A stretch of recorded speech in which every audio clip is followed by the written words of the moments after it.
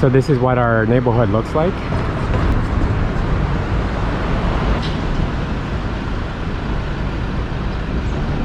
Good morning everyone, this is Ronan Blue. This is our first day in Kota Kinabalu, and we're just taking a walk around our neighborhood here. So today what we're planning to do is we're planning to just walk along the seaside. There's a number of different attractions on the side there.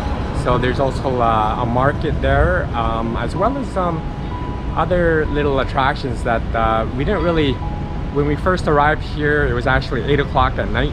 So we did a little tour around the neighborhood, but we didn't see too much. But now it's the daytime, so everything can be seen much more clearly. So we're just gonna go walk around the neighborhood, see what this place offers. But what I do notice immediately after coming from Thailand there is that everyone here speaks a basic level of English. So as a bit of a transition there, we noticed that when we got on the airplane, but people are having conversations there in English and also Malay.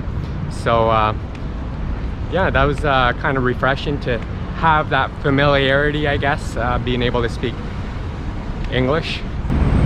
So immediately what you'll find here is all the amenities that we would find back home, like Starbucks and KFC. And over here I see McDonald's and Pizza Hut. So it's that kind of neighborhood. I guess it's kind of catered towards tourists.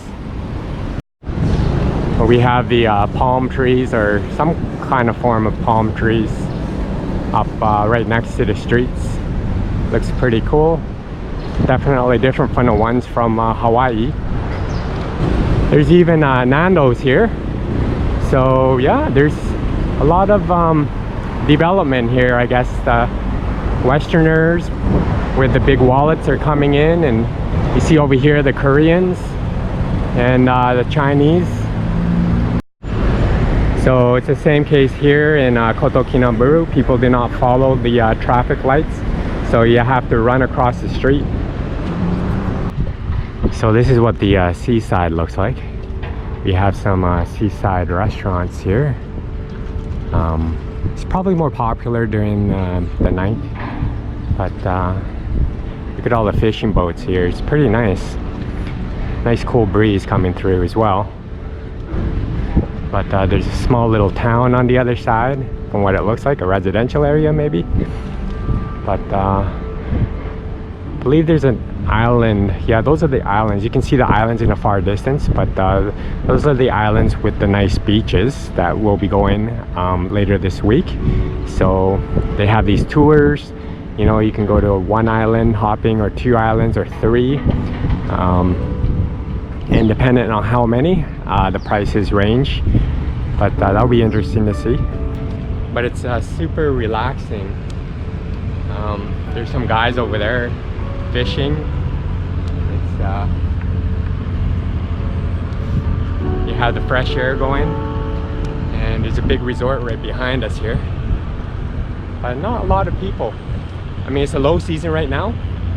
It's the rainy season actually, but the rainy season actually doesn't necessarily mean that it rains all day. We was talking to our host the other day for our Airbnb, who picked us up at the airport and gave us a tour around this area. He said that it only rains maybe 2 hours a day during the rainy season, so that's not too bad. We didn't actually bring our rain jackets, but if you look at the skies, it looks perfectly, somewhat semi-clear, I guess. There's a guy over there. Maybe he set up some crab traps or something. That's probably what he's looking for. But yeah, a lot of seafood in this area. A little bit of a history of Kota Kinabalu. It's actually a population of about 200,000 people, and it's actually a hidden gem. Not a lot of people know about this place. It's a pretty popular place for Malaysians from KL to come to. It's only about 2.5 hours to 3 hours to get here. Nice little weekend getaway, or a little bit of a vacation. But there's other tourists that come internationally here as well. So, and it was actually previously British colonial state, I guess you can say. There's actually some remnants of the British here back ruling around the late 1800s. So, and I believe there's some sort of clock tower here. Forgot the name of the clock tower, but it's actually the last remaining evidence, I guess you can say, from the British. And it's been standing there since 1905. And it's interesting because over Kota Kinabalu there's a lot of airplanes flying to and from, so it's a very popular place internationally. There's Korean shops like this as well. Yeah, that's the biggest dream catcher I've ever seen. But it looks like there's a lot of little shops like this in our neighborhood. So, you know, it keeps us entertained and yeah, it keeps us motivated and moving forward to see other interesting stuff.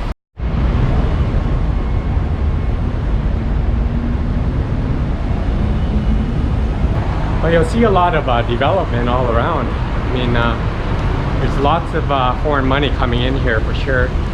So it might be the next Hawaii, as they say. So Kota Kinabalu is a pretty relaxing place. It's nice.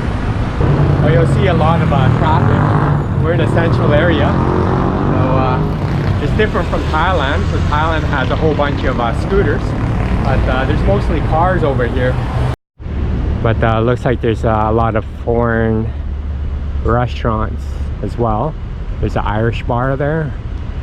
But we're actually more into Malaysian food, or maybe East Indian food or Chinese food. The Western food is pretty pricey. I mean, it's about the same price as back home, or a little more. Looks like there's a little bit of the nightlife here as well.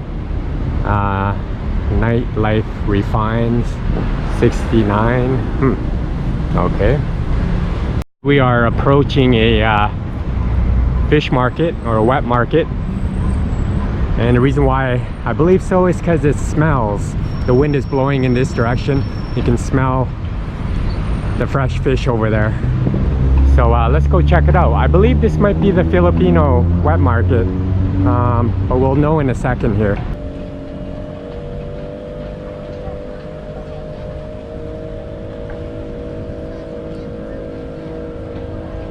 It's like I am at the Filipino market here. We have some bananas and different kinds of foods here. Right away you see some dried fish. Lots of assortment. Kind of looks familiar, or it looks kind of the same here. But there's a real pungent smell in here. And that's a little bit of the Malaysian snacks here. I'm not sure what they are. They kind of look like honeycombs. I hope you can see because it's kind of dark in here. But lots of different types of dry fruits here. Yeah.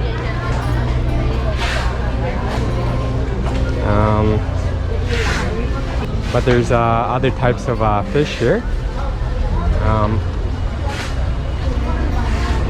There's some fruits here. And watermelon. It kind of looks like all the same stuff here though, I noticed. Oh no, thank you. Oh, actually maybe I have one, thank you. What is this?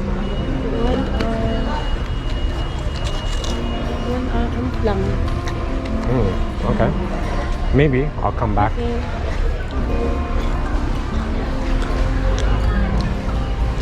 There's small little samples too you can have. But this is pretty much the day market. The night market probably looks a lot different.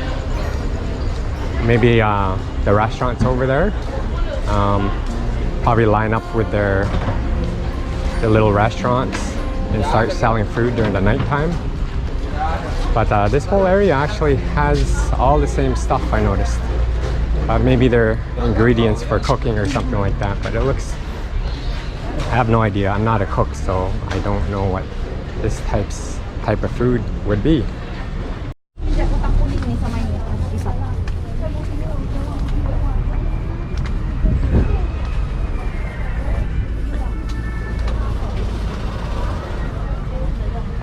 Just found a shop here with all this different kind of stuff here. But kind of reminds me of Thailand, the Chatuchak market. Just a bunch of stuff though. It all looks pretty much the same. Jewelry and other types. There's toys, scarves, souvenirs. Yeah. You pretty much get lost here, but it's a good way to get out of the sun.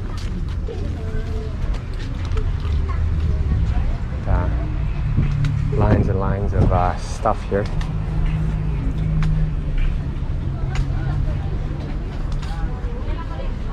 Definitely stuff I wouldn't buy, but yeah, it's interesting to look at though.